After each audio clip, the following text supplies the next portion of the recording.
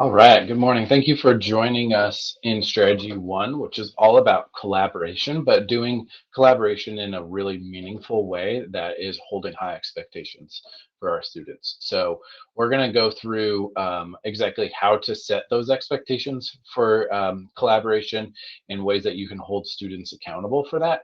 I think we've all been through those group projects or had our students do the group project where, maybe one or two students does all the work and somebody else kind of gets wrapped up in it, or if you do the nice thing as a teacher and let them pick their groups, then it ends up being a disaster. So this is all about how we can have really high expectations for collaboration, how to do it well. So we're going to be talking about instructional strategies and tools, and we'll kind of be talking about them hand in hand. So it's like, here's some strategies that you can use these tools to help do, and all of it is with the eye that using technology for the collaboration allows us that we can see everybody collaborating and everybody doing their piece of the work. So you'll see a lot of like boards that students can post to, like digital boards. And so having names attached to that, having systems for collaboration that they're responding and interacting to each other instead of the traditional way of breaking out and doing things physically, we can do these really well with technology.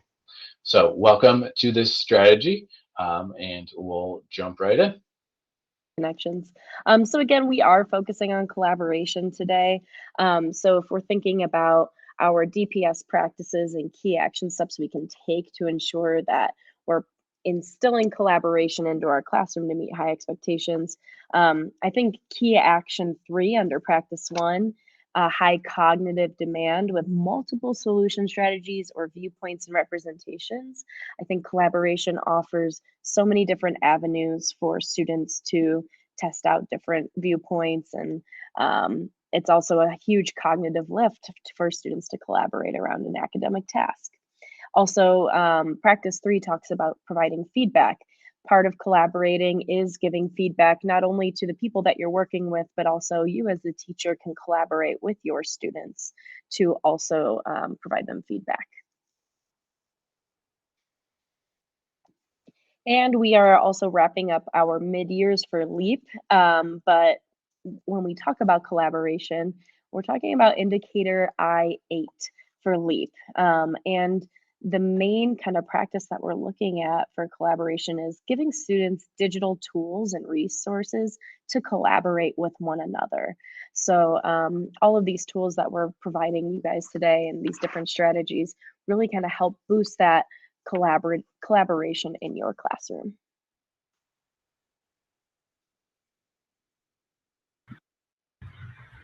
All right. Then, as Kelly mentioned, then the big focus on I8 from LEAP. Also, remember if you have participated in some of these sessions before, we kind of could have two different type of flows. One of them will be if you need some help getting to know more about the tool. Um, when it is work time, then we'll stay here and I kind of help you understand more about how the tool works. Um, the other flow is during work time, then is independent time for you to try to think over how you will apply some of these tools to an upcoming lesson or to your week this week. How will you use this tool in your instructional practice? At the end of the work time, there will be, we'll go back to the meeting, and you notice that on this slide at the bottom right, there is a link that will direct you back to the start of meeting where we were a moment ago. So keep track of these. Keep handy the presentation if you need to. If you don't have it, I noticed that Candace joined us a little later, but Candace, if you don't have the presentation, let us know and we'll put the link in the chat for you.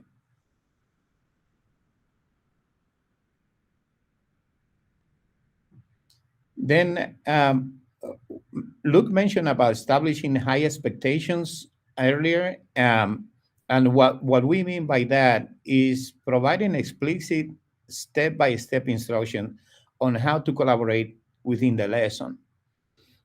Also, that could imply providing students instructions on how to use the tools that we are looking at today. and probably even modeling them a little bit so they can understand what they do and how you expect them to interact using the tool.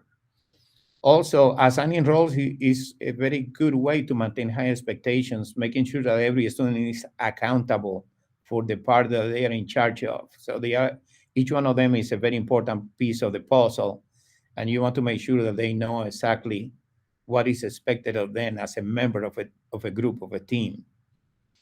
And also, finally, and but not less important, is providing the students a good idea what is it that they are supposed to do, what are the outcomes. That might be a link to your CLO, might be a link to the concept of the day, whatever it is that you are trying to have them do and learn. And also how to manage their time. How much time do they have to investigate? How much time they have to collaborate? How much time they have to present their findings, to make sure that you kind of follow a prescribed schedule for the lesson.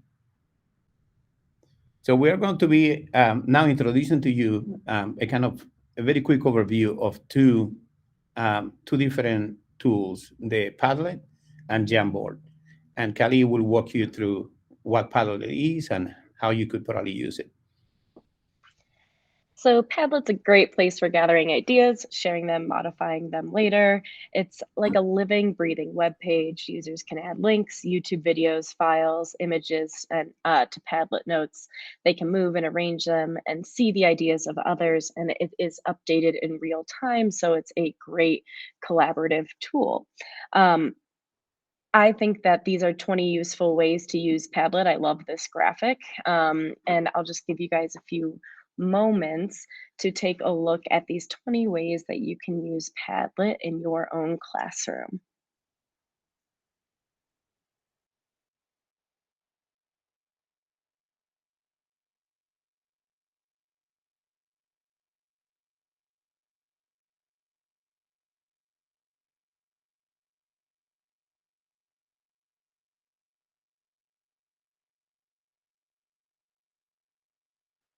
Before we get deeper into the Padlet tool, has anybody used Padlet? If so, what have you used it for? Maybe you haven't used it with students yet and you've used it more in a professional development learning opportunity with your peers, but has anybody used Padlet yet?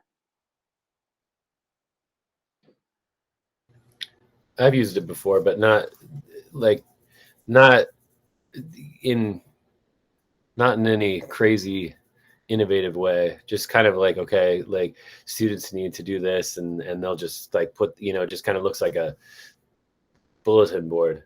So I'm excited to figure out how to use it differently or something, I think. That's awesome. Am I hearing that different students were posting different ideas on this bulletin board?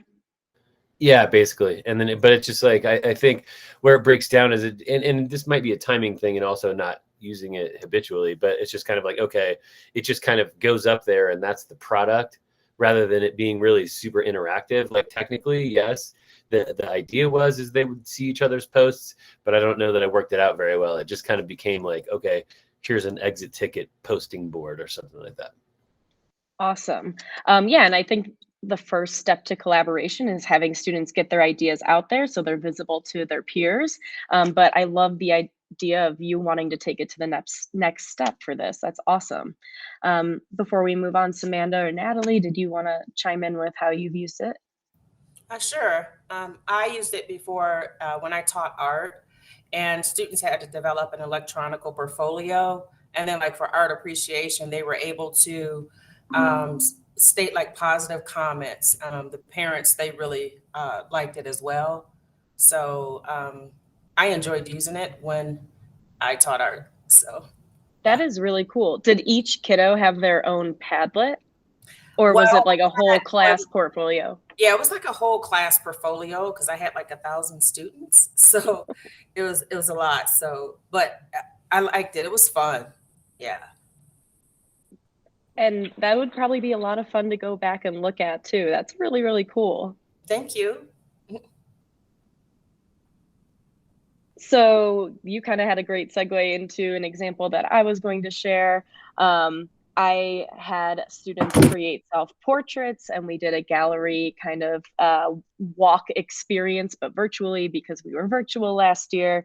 So each kiddo posted their own self-portrait, and then I gave everybody 5-7 minutes to look at everybody else's artwork and comment on one another's. And then they wanted it to be competitive for some reason, so they all then voted on their favorite portrait, and we celebrated the winner for that too.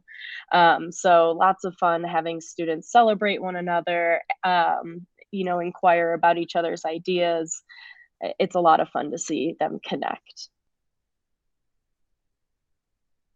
And if you pop into the slide deck, which thank you, Luke. Luke has posted the slide deck link in our chat box. On this slide, there are a bunch of other examples on how to use Padlet. And also Padlet itself has a gallery of just curated examples as well. But we also just provided some hyperlinked into this slide deck in case you were looking on how you can further use Padlet. Before we move on to our next tool, does anybody have any wonderings about Padlet?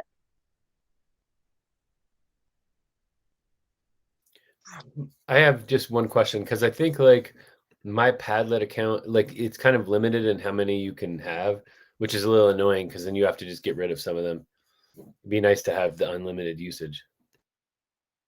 Yes, I agree. I think there might be a workaround, and you can correct me if I'm wrong. You might be able to archive Padlets and not have them live anymore. And then you can have more live ones. I think you can do like 5 at a time, right? Yeah, I believe there is an archive option. I hope, fingers crossed. I believe that's how I got around it. Definitely, you can, like in the Padlet thing, there is a little thing, a menu that's, or part of a menu that says archived, but I guess I haven't tried to archive them. I could try to do that now. Yeah, I'll look into that too. That's a great question. Thank you. So is it free through the district, or do you have to pay for it? Because I paid for mine because it was not in the art budget, but it was a monthly prescription that I had, or subscription rather. So it is not funded by DPS. You have the 5 for free, and if you have an older account, there's higher limits for that. But then Kaylee's absolutely right that you can just archive any ones that you haven't used in a while, so that you still have them in case you want to use them again. Say you want to do the science lesson again next year. Then you can, make a duplicate of it and make that live. It's just kind of like playing the game of like which ones are live, and usually 5 live, will cover, probably a week or 2. And then you just have to go back and archive those ones, but you still have it.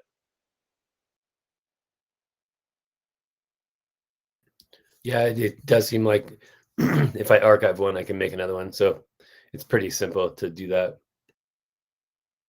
Yeah, another workaround could just be combining your classes too and not making a separate Padlet for each individual class. Yeah.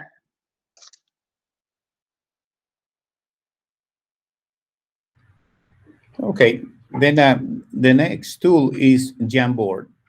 And Jamboard is a very, very good app for collaboration and for students also brainstorming. Like Padlet, you can have brainstorming, you can have students present their own ideas, you can have students actually creating new ideas in the Jamboard and providing resources to each other for research or links to final products of projects and things like that.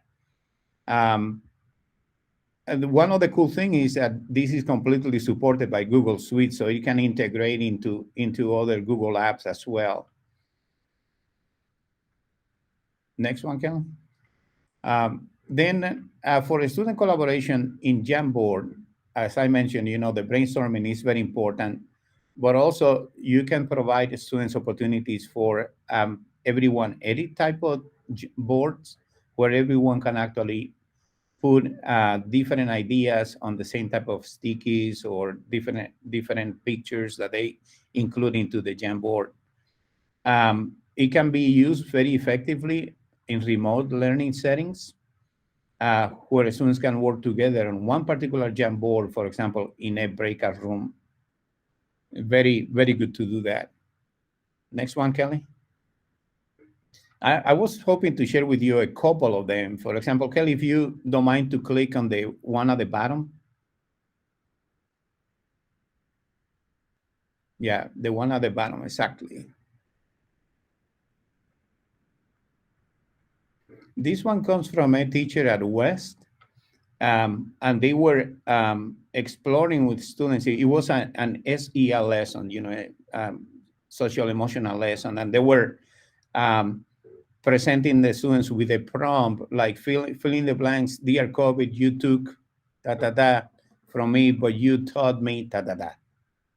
A way to process where students were at this particular moment in relation to what we have all been going through. It's getting better, thanks God, right? But also, this teacher wanted the students to process their feelings around their current situation. One that called my attention the most was there was one of the students talking about, for example, if you look at the bottom right, you'll see dear COVID, you took my friend Isaac from me, but you taught me to stay in touch with my loved ones now. That was a surprising one for this particular teacher, of course, that students will share at that moment, but that was very revealing and together with the others about the type of situations that students have been during these times, which brings some perspective about, how much do I want to push a student like that is going through something like that. So this particular teacher became more aware of where the students were in relationship to their emotional state at that particular moment, which helps a lot to, if we are going to do some lessons, I need to know where your mind is. Then Kelly, if you don't mind to go back to the slide and then share the one to the right. This one was a lesson about Malcolm X, a social studies lesson where students were trying to explore a kind of the genesis of Malcolm X's feelings about education, about government, and about the socio-political state of the nation at that time. So if you don't mind to check a couple of those to give you an idea what they were grappling with.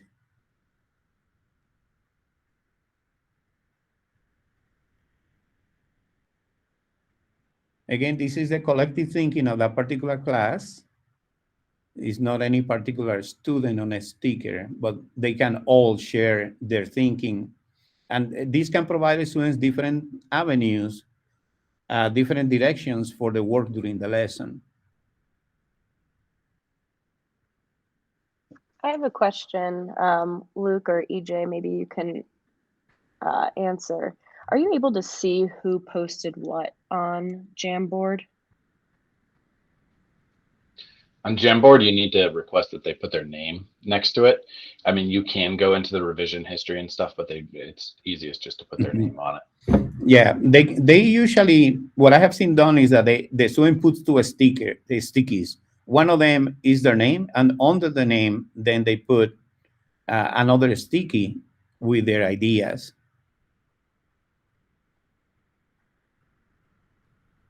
I think you could probably create accountability pretty easily. That it's just like, if your name's not on it, then you don't get credit or whatever. Mm-hmm. Yeah, that's a good way to put it. I was going to mention, one thing, Padlet is very, Jamboard is very flexible. It allows you to post images, to put links to other documents online and things like that. And that provides you an opportunity to make it really rich in terms of visuals. Many people tend to get stuck on the stickies, as you can see, but there is much more there that can be done if you look at the tools underneath, there is a tool to add. On the left, there is a tool to actually put a picture. You can draw. You can do several things in there. And most people just tend to stay with the sticky. I would recommend explore the others as well.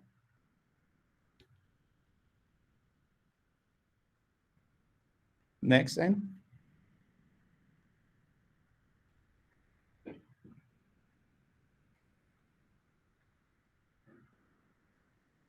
Are you good, EJ, or do you want to go through that other I'm good. example? Okay. I'm good.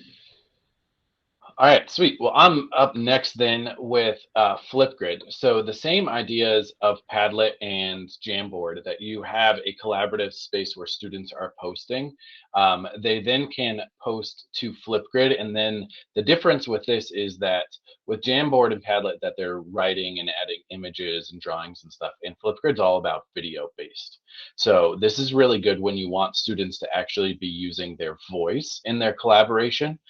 So a little bit different audience. So if you want your students like writing, race paragraph, or that you want them doing a written response to a text prompt or something like that, then Jamboard and Padlet are your jam for that. But if you want students, say, practicing a skit or doing an improv or doing presentations, as a teacher back in the day, some scheduler thought that it would be really great to give me 36 middle schoolers for speech class. Meaning when I wanted to do just a 3 to 5 minute speech, it would take me days to do this, days to do it. So instead, nowadays, what I would do is just have Flipgrid. So everybody can post their speech on Flipgrid, and then they can respond. Kaylee, would you mind pulling up Flipgrid for me? You can pull up any of those examples here. So you can see students just log in with their Google account. It's something that they have access to through DPS, so they just use their .NET, and they come in and they are going to just present whatever their prompt is, adding a response. So it just uses their camera built into their Chromebook for it, allows them to go in. You don't need to actually post, Kaylee, but just showing here how they do it. Now, what I really like about this is that students have the option to add different filters and different layers and stuff on top of it, which is exactly what they do with Snapchat and TikTok all the time, right? So oftentimes what you'll see is that some students that are a little bit more shy, they like to cover up their face when they're doing a recording, but in Flipgrid, they can actually put like a sticker over their face and they can still present. And we want to be respectful for their social emotional needs, and that they may not all want to have their face on it, but we want to be able to hear their voice. Then you can respond to other students either with written feedback, or you can respond with your own videos and responding to somebody else's as well. So you can do that really easily here as students are doing it. So this is a book talk that students are doing, but again, anything that you want where students are collaborating using their voice.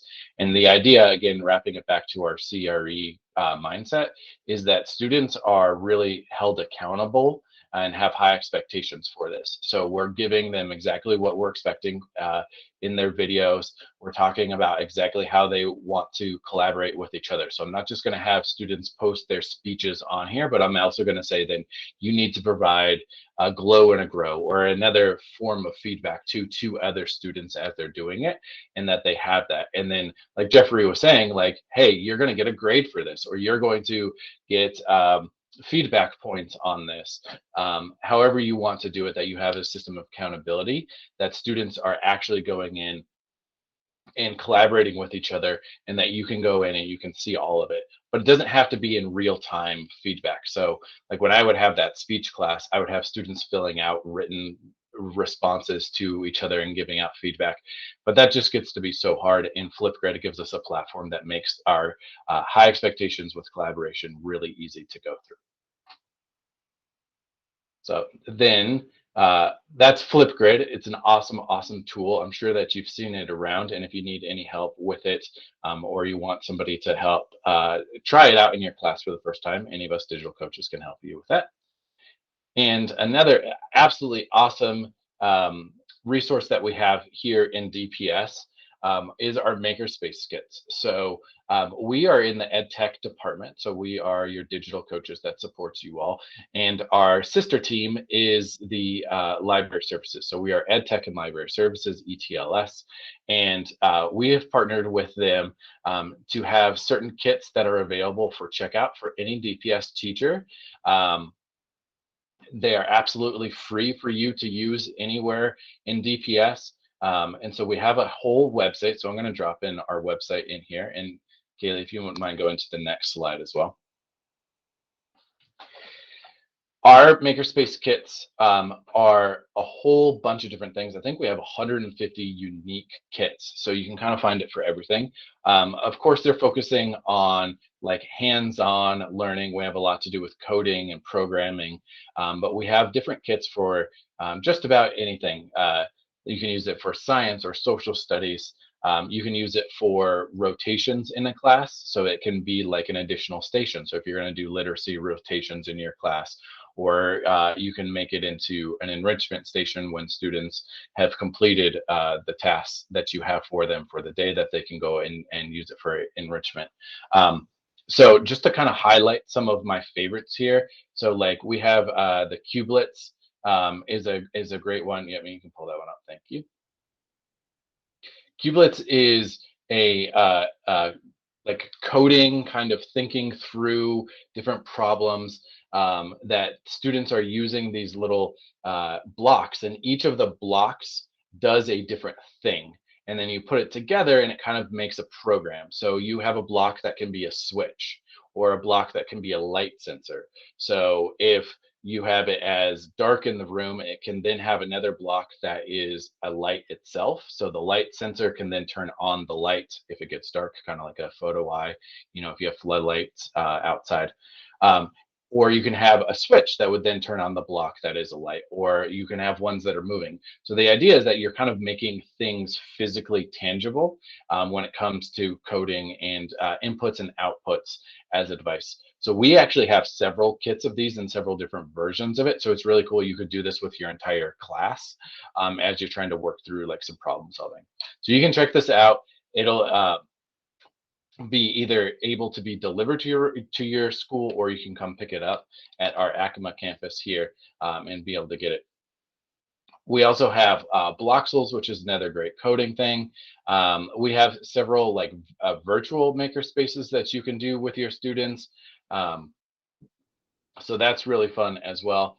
Different ideas that you can do with your students that get them actually like creating. So you can do any of these just using the Chromebooks that are in your setting here. So like I love Scratch programming there. It's super easy for students to learn. I've used it down to kindergartners on Scratch. So like middle school, high school, they find it like pretty easy to pick up. So there's different ideas here. But a lot of teachers I found in DPS don't know that our Makerspace kits are even available to them. So if you go to that website there, I'm sure that you'll find something that you can use to your site, and it'll be useful for your setting. Does anybody have any questions on Makerspace kits then? Because I know that that's kind of a newer subject to a lot of people in DPS.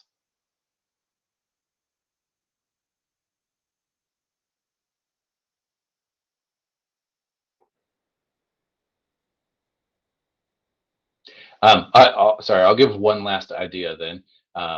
As we're thinking about all of this, my wife is a special ed teacher in DPS, and we all know what happens in schools in about May.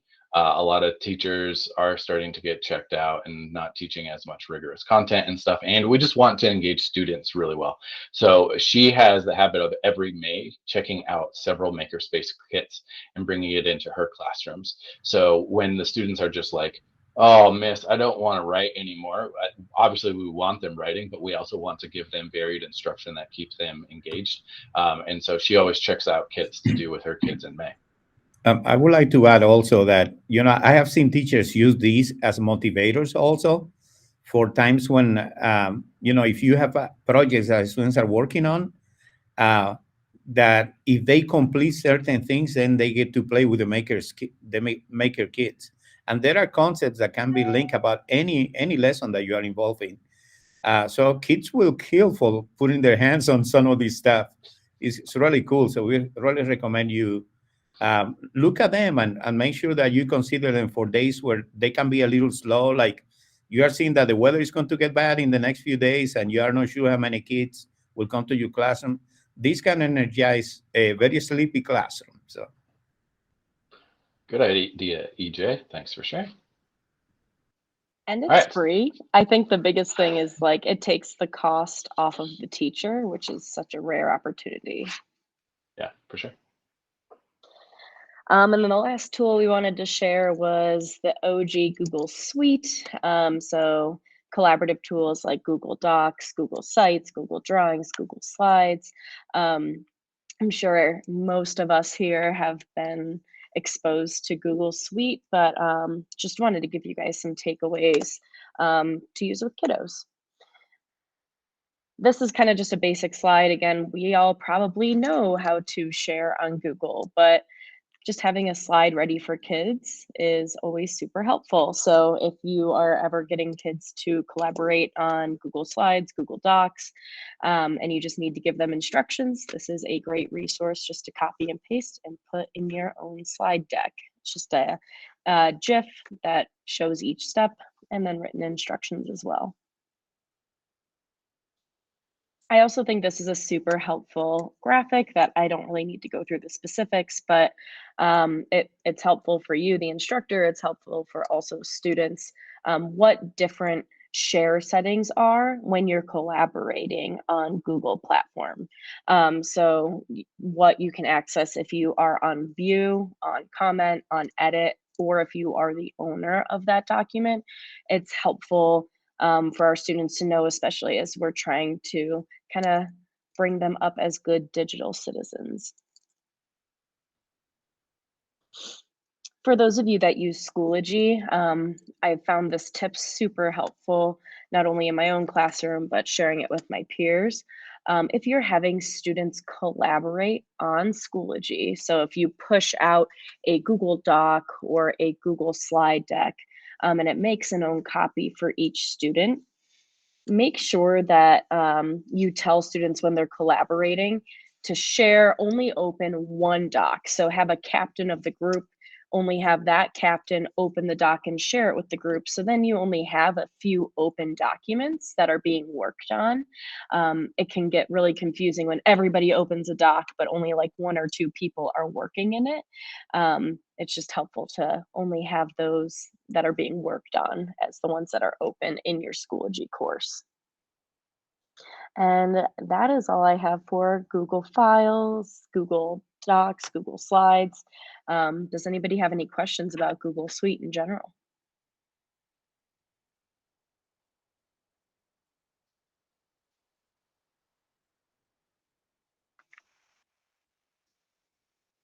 All right.